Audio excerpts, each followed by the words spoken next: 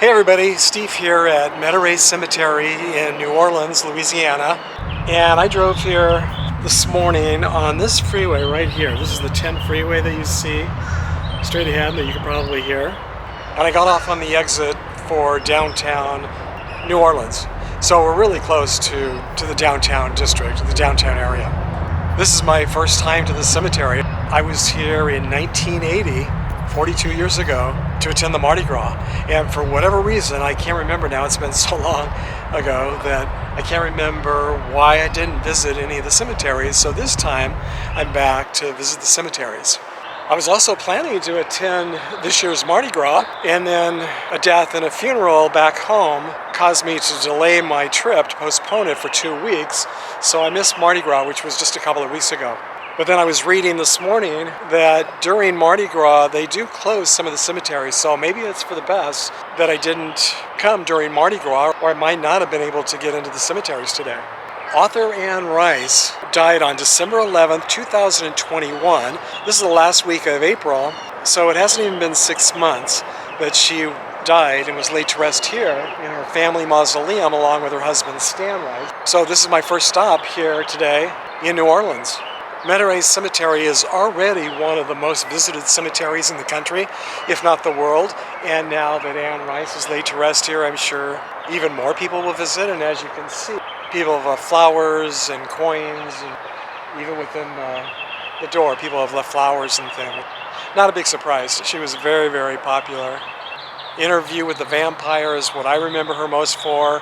But her writing and books have been popular for decades. Just as I was driving in, or actually as I was driving by from the freeway, I could see that this cemetery has more above-ground mausoleums, private mausoleums, than I've ever seen in any other cemetery before.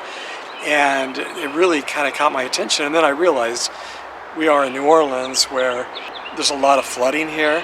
And so most of the graves are above ground here just because of all of the flooding. So it makes sense that there would be so many private mausoleums here above ground. But they're very, very impressive. I've never seen this many impressive private mausoleums in a cemetery before.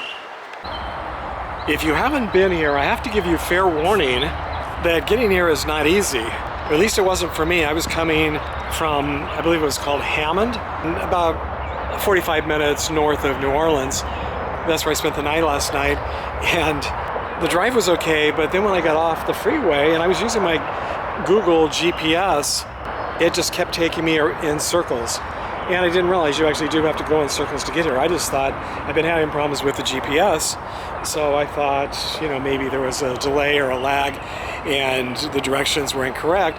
So I was just going around and around, and I got off the freeway, got back on the freeway, and finally I just had to pull over to the side of the road and look at the map myself.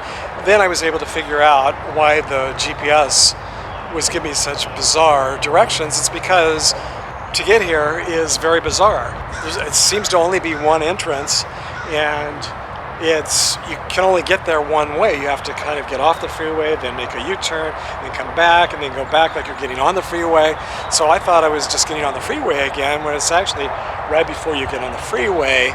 Then there's a entrance to the cemetery here, which is not easy to see or to find. So just a heads up, allow yourself a little extra time. Of all the cemeteries I've visited, I can definitely say it's the most difficult to find and get into the front gates.